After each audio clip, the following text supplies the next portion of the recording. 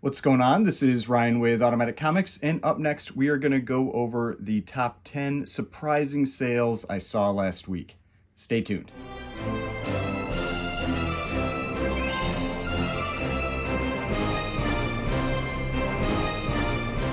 All right, so before we get started, please remember to hit that like button and hit the subscribe button if you'd like to see more content like this. If you haven't watched one of these videos before, what I do is I watch the weekly Heritage comic auction.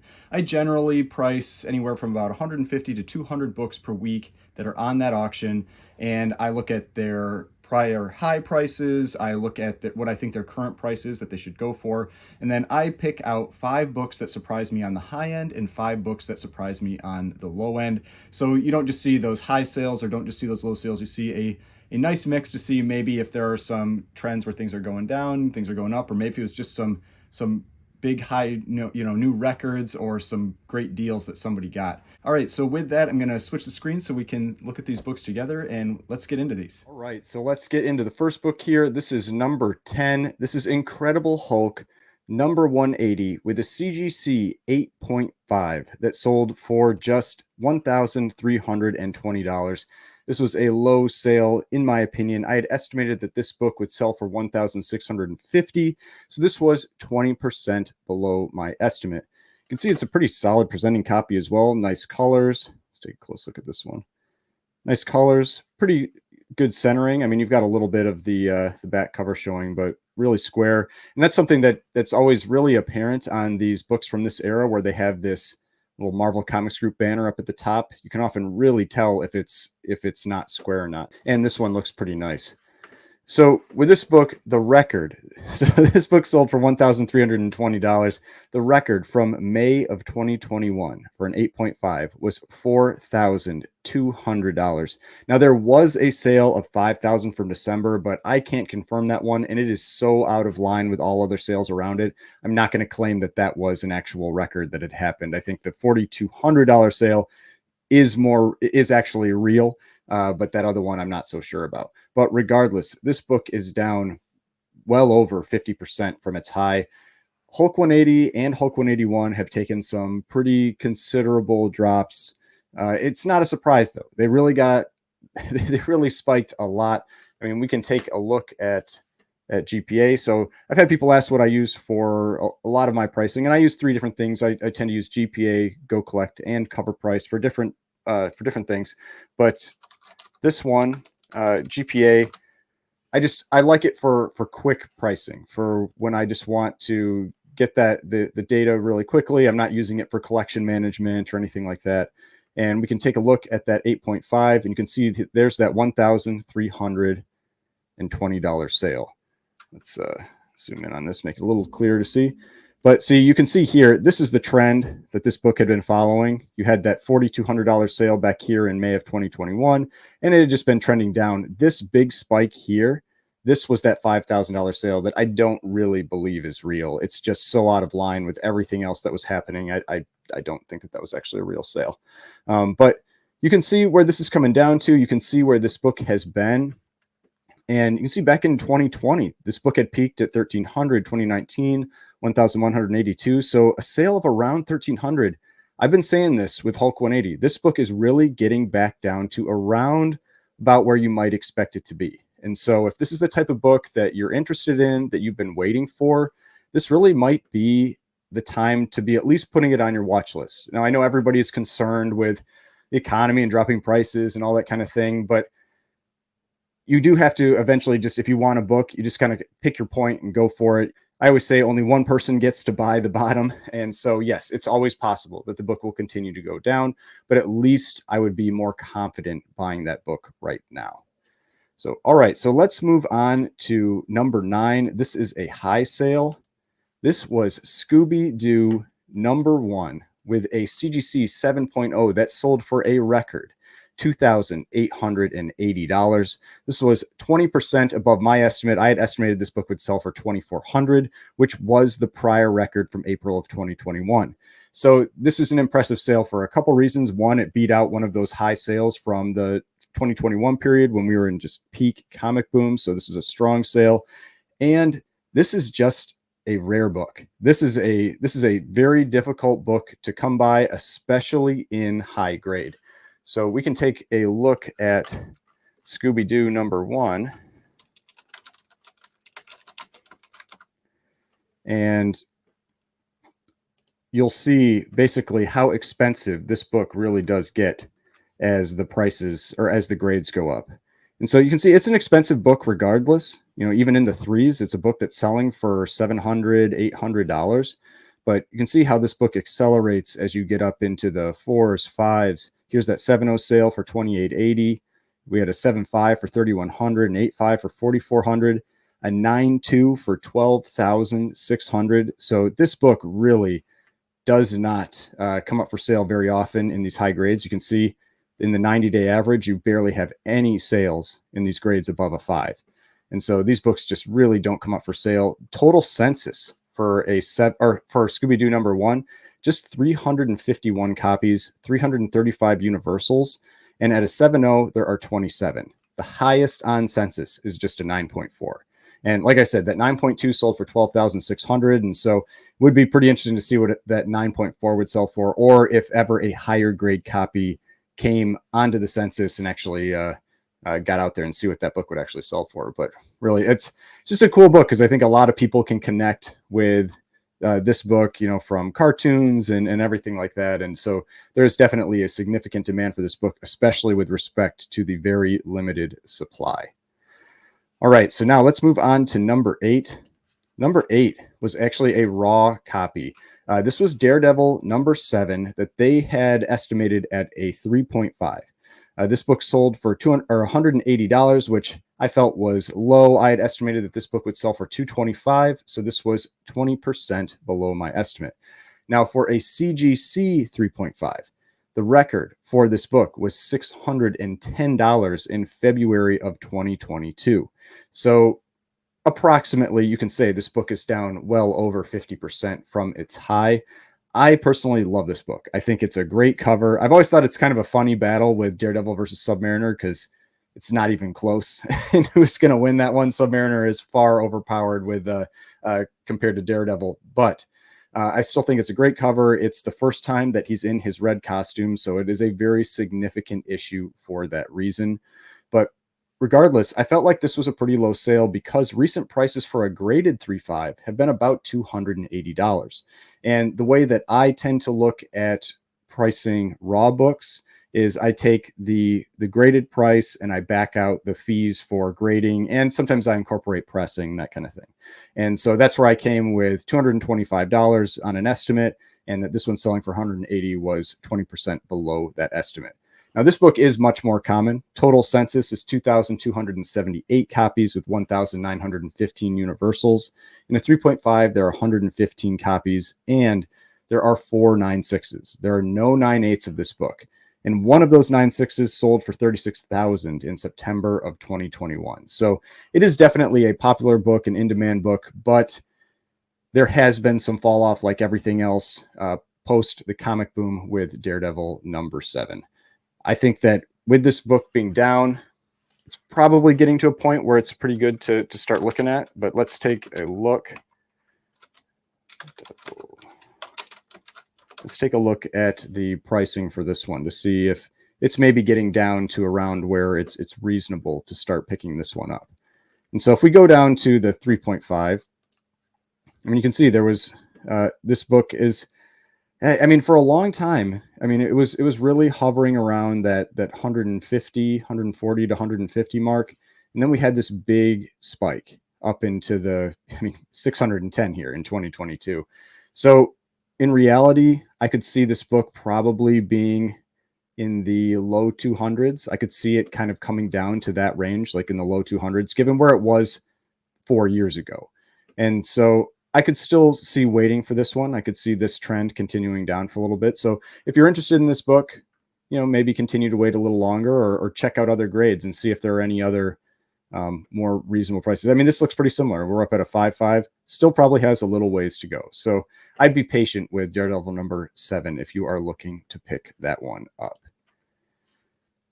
All right, so let's move on to #7. This is X-Men 14 first appearance of the Sentinels, a 7.0. Felt like this was a high sale. Now, this was not a record by any stretch, but I still felt like this was a strong sale based on where this book has been selling recently.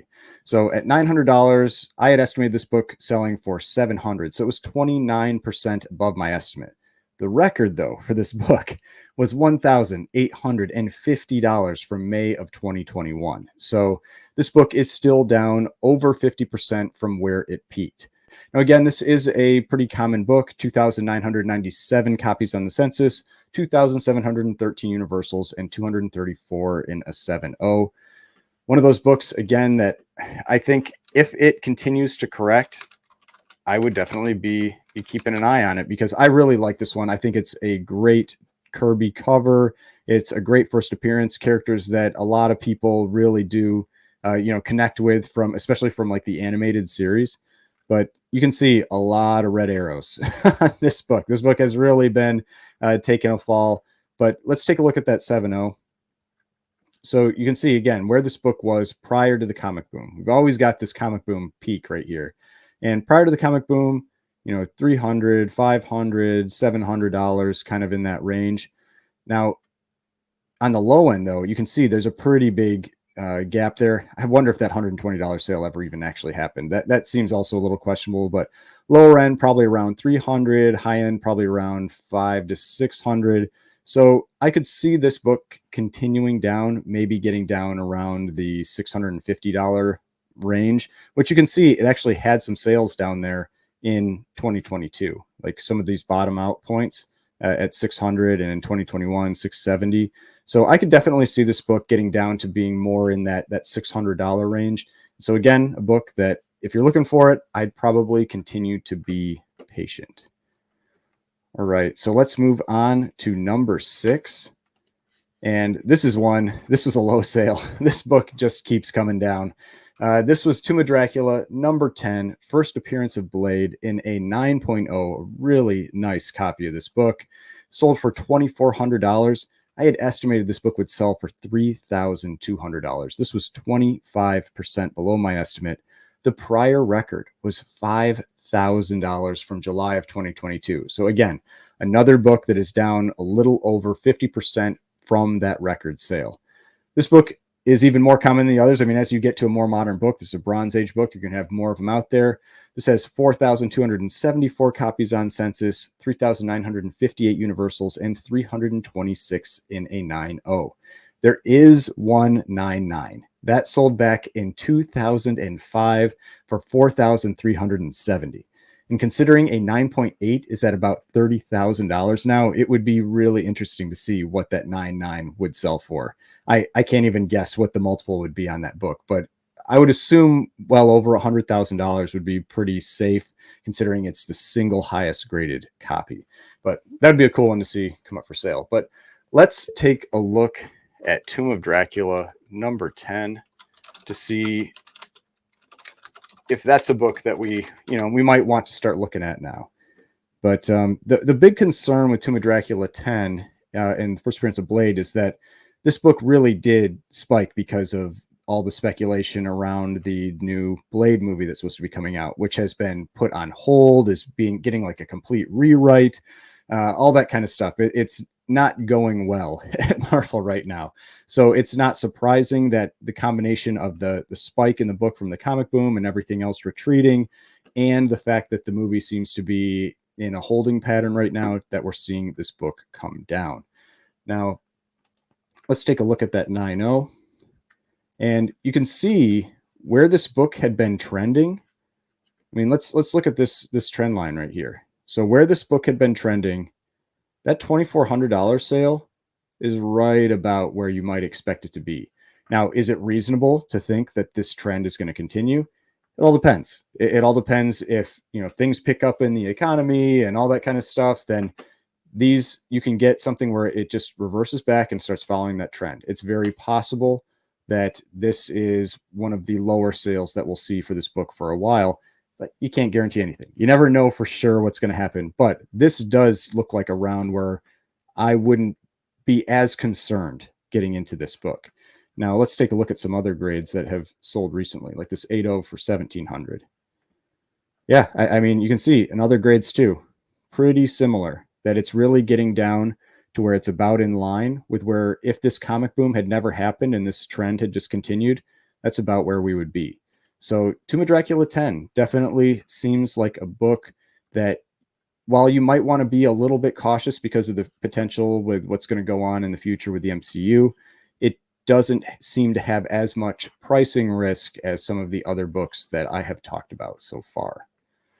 All right. So now let's move on to number 5. This one I had to put in here because this was, I don't know if it was the first pre-code horror book that Mickey over at Swaggle Comics bought, but it was like the first like big one that he got. I know he had been looking for this one for a while. He ended up picking up that file copy maybe a couple months ago.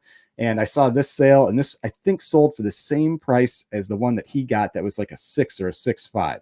So he got a great price on that one that he picked up. And this was a strong sale. I felt like this was a really solid sale for Chamber of Chills number 21, $1,320. I'd estimated this book going for $1,000, so this was 32% above my estimate.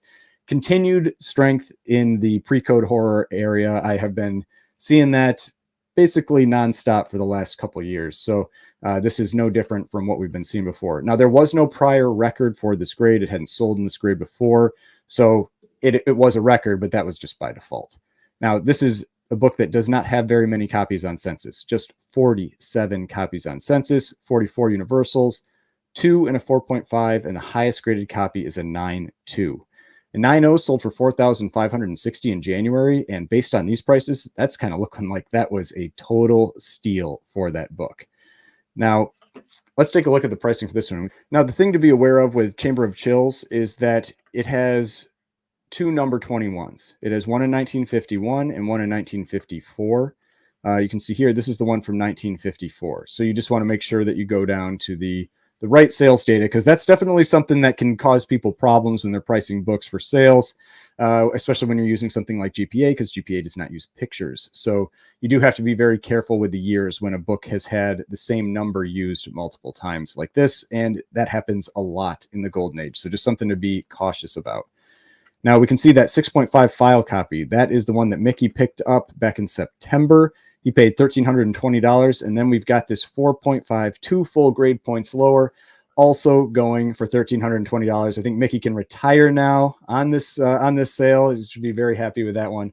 But yeah, let's check out that 6.5, because that's one of the cool things is you can also always go and look at these sales. So, I mean, look at that book. That is a really solid presenting book. Great colors, everything. So it was a file copy too, which is pretty cool. So yeah, that was the one that he picked up. And then this is the one that sold today. So definitely, or this at this last sale. So definitely, you know, not as high of a grade. I mean, it's a 4.5 versus a 6.5. Still a pretty solid presenting copy though. No big damage or anything in the middle. So I would definitely be happy with this book if I had a copy of that one. But yeah, I love the pre-code horror stuff. I talk about it all the time. You know that. And I was definitely watching this one. I was not the person, though, that picked up this copy. All right. So now let's move on to number 4. This was a low sale. This was X-Men number 3, another book that I've continued to see trending down. I mean, I know the Blob is not really anybody's real like favorite villain character, but still, it's X-Men number 3, third appearance of the X-Men, and you know, just in a first appearance of at least one of their villains, and a continuous villain, a villain you see for a pretty long time. So now this one, I had estimated the price at $3,500. So this was 25% below my estimate. The record from September 2021 was $6,000. So again, another book that is down over 50% from that peak. Now, these X-Men books, they just keep marching down, but I am definitely keeping my eye on them because I do think that eventually they will make that turn. They will turn back around. It's just that X-Men books got really, really expensive early on in the comic boom. They were one of the things I think people were speculating on a lot because they were expecting Marvel to bring the X-Men into the MCU a lot sooner than it seems they are going to. So they got really overpriced, and they're just continuing their trend back down to get back to where they probably should be. Now, this one, honestly, when you look at historical prices for them, it's still probably too expensive. So let's take a look. not X-Men number 12. So let's take a look at this one and just see where it is compared to historical prices. So there we've got that $2,640 sale. And you can see it's really had some pretty big ups and downs. But this book back in 2020 had a peak sale of 2,000, 2019, 1,700, 2018, 1,440. But on the low end, it was still going for 1,200, 1,100, 1,200. So while the high end, this probably isn't totally out of line, you can see there are generally some pretty big price differences that you can have on the upper and lower end. I could see this one getting probably down, having a low sale around 1,800, 1,900, somewhere in that range. I wouldn't be surprised if it was in that area. So while I don't think this was, like a bad purchase, I think that this was still very reasonable with historical prices. I could see that this book would continue going down more in the future. So definitely one to keep an eye on. X-Men books across the board. Just see what they're going to do. But remember, if we start getting a bunch of X-Men stuff going on in the MCU, you could see prices spike again, especially if they've retreated back down to where they were historically. All right. So now let's move to number 3. This is the first time I think I've talked about this book as a high sale in who knows how long, 6 months, 8 months, something like that. This is Amazing Fantasy 15. This book, I just keep talking about how this book was getting low sale and low sale and low sale. And I believe this same week, there was also a 4.5 that sold that was on, a little bit on the lower end. It sold for about what I expected it to. But this one was actually a really strong sale. This was a 3.5 that sold for $36,000. I had estimated it would sell for $27,000. I mean, that was around where this book has been going. This was 33% above my estimate. The record was $45,000 from December of 2021. I don't know exactly why this one sold for as much as it did. I know people will tell me, oh, it's because it doesn't have Marvel chipping or something like that. But this was a very high sale. There are plenty of other books that in the 3.5 that have sold recently or in that range that don't have Marvel chipping that have not had this kind of sale. But this is a pretty common book, and that's been part of the issue with why it's been coming down so much. Total census is 3,705. Universal copies are 2,398 with 238 in a 3.5. There are 4 9.6s, and we had that record sale in September of 2021 for one of those 9.6s for $3.6 million. There were a couple things that caused this book across the board to just spike like crazy. One of them was that big record sale in 2021. That $3.6 million sale just caused this book to spike in every grade. And it was also just that whole comic boom thing. The prices on this book got really high, really fast. And what happens is then you've got the people that had owned the book previously, that had it well before that. And they're just like, yeah, I'll sell it. I'll take that double or triple on a $30,000 or $40,000 book. And so you just had book after book after book coming out on the market. And I've talked about this with what I've seen on Heritage. I used to see on Heritage maybe once every 6 to 8 weeks, I'd see a copy of Amazing Fantasy 15 come up for sale in one of the weekly Heritage auctions. For the last probably 6 to 8 months, I have seen 1 to 4 copies come up every single week with hardly a break. And so it's just been constant selling of this, and it overwhelms the demand. And so you end up getting these prices that just end up coming down. But let's take a look at the pricing for Amazing Fantasy 15. And we can kind of see what happened with this book and where it's been and where it's at right now. So let's take a look at that 3.5, because there's that $36,000 sale. So you can see 3.5, this book prior to the comic boom was on the high end, maybe about $20,000 to $25,000, on the lower end, around $17,000, something like that. Then it doubled to 45. And this is actually one that's pretty tame in this grade. There are a lot of other grades that went up quite a bit more than that on their high end. And now it's starting to come back down. Now, let's take a look at 2022, where we were ending this year. We had multiple sales below 30,000. The 28.8, there's this one at 38.5, probably an eBay sale because there's no link. 26.4, 27.6. So that's why I was thinking this book was going to be around 27,000, where, you know, just continuing to trend down. But this one was I feel like it's probably an anomaly sale. I would expect it to kind of like trend back down again if another 3.5 comes up. But regardless, that's what this book has been doing in this grade. Let's take a look, maybe some other grades. And we can see here, I mean, like, look at this, like the 4.5, it went from being about on the high end, maybe a $35,000 to $38,000 book, low end, like 29 to 84,000, almost triple. You know, I mean, that was a huge jump for this. And it's now pulled back to where it's in the 35 to 37 range. That's right around where it was in 2019, 2020. That's why what I've been saying is, like, if you are looking for an Amazing Fantasy 15, if you're looking to add an Amazing Fantasy 15 to your collection, now is definitely the time to be looking at this book. Obviously, I can't guarantee that the prices don't continue down, but at least, again, this is around the time when I wouldn't be concerned with buying that book. I was, you know, ringing the alarm bells when this stuff was happening in back in early 2022 and late 2021. I was saying, like, do not buy this book here. It was just, we had seen this happen with so many other books a few months earlier, and they had all started trending down. And I was pretty confident that that was going to happen with Amazing Fantasy 15 too. And that is what we've seen. It's just not sustainable to have those types of prices when there's this much volume out there of that book.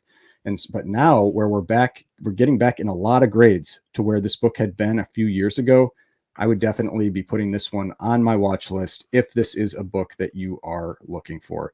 In a lot of these lower grades, it's getting down in the $7,000 to $8,000 a point, which, you know, historically is pretty reasonable. All right. So gave it Amazing Fantasy 15. You know, it's a little bit of positive talking time for this one, because, yeah, this was definitely a strong sale. Actually, I think we've got here's that 4.5. So you can see this 4.5 sold for $37,200. You know, it sold for almost the same price as that 3.5. This one I had estimated at $38,000, so it sold for right around what I expected. I mean, almost exactly. But that 3.5 was definitely a strong one. But let's go to number 2. Number 2 is one I wish I had picked up. I think this was when I was in one of my chats, and I think we were like picking on Newbie a little bit or something like that. And so I got distracted. This was my own fault. And I didn't bid on this one. I 100% would have at least made whoever bought this pay more, or I would have hopefully been able to come home with it, because I felt like this was a total steal. This is Punch Comics number 13 and a 3.0, sold for $720. I had estimated this book at $1,100. This was 35% below my estimate. I love this cover too. I love, like, the giant hand reaching down. I think it's such a cool cover. You've got the dark background, and it's just from that rare Punch Comics run.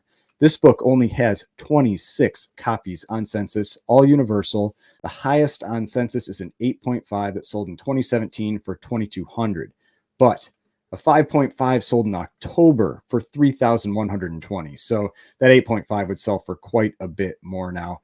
But man, like I said, I was frustrated with myself that I didn't end up with this one, but I did pick up another book in this auction that I'm really excited about. So it's not all that bad. But yeah, I had been trying to buy a copy of this one for a while, and this definitely looked like it would have been one of my good chances, and I missed out on it. So I am a little frustrated with myself on that, but yeah, you know, that's why you got to watch everything. That's why I say, like, especially if you're looking for Golden Age stuff, you've really got to keep, you know, check a lot of sales, keep a wide search, because you never know when that book is going to come up for sale and when it's going to go for a good price.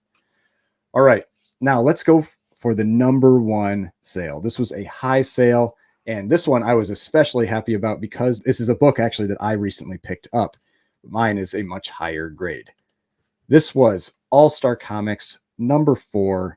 This was a restored copy, an apparent GD plus, so an apparent 2.5, sold for $1,800. So if you watched one of my recent unboxing videos, the copy that I picked up recently was a 6.0 white pages that I paid, I think my bid was around $2,500 that I won that book for. So I was definitely not expecting this sale for this book. I had this book estimated at $800. This was 125% above my estimate.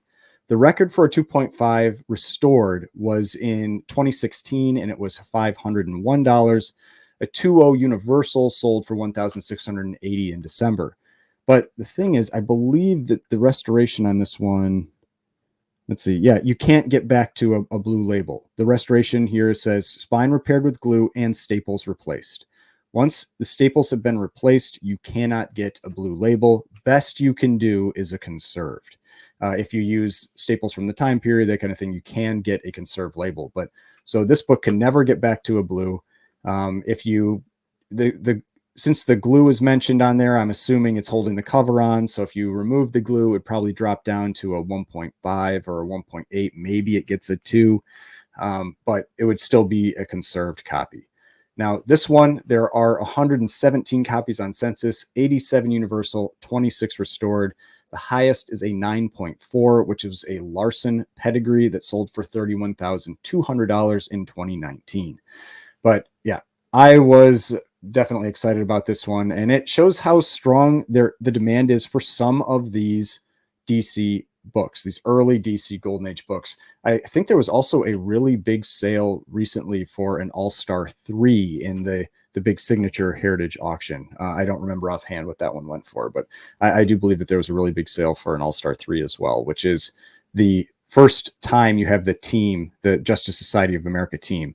This is the first time that the Justice Society of America is doing one of their adventures. And I like this cover. I think it's cool where you've got them all on there and they're all kind of, in motion. Whereas number 3, they're all sitting around a table. But yeah, I was very excited about this sale because, like I said, the book that I picked up, which I did feel like I got a very good price on it when I won that auction.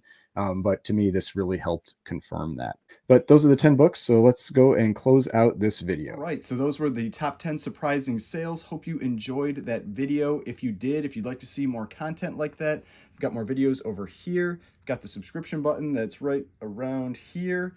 And I will see you in the next video.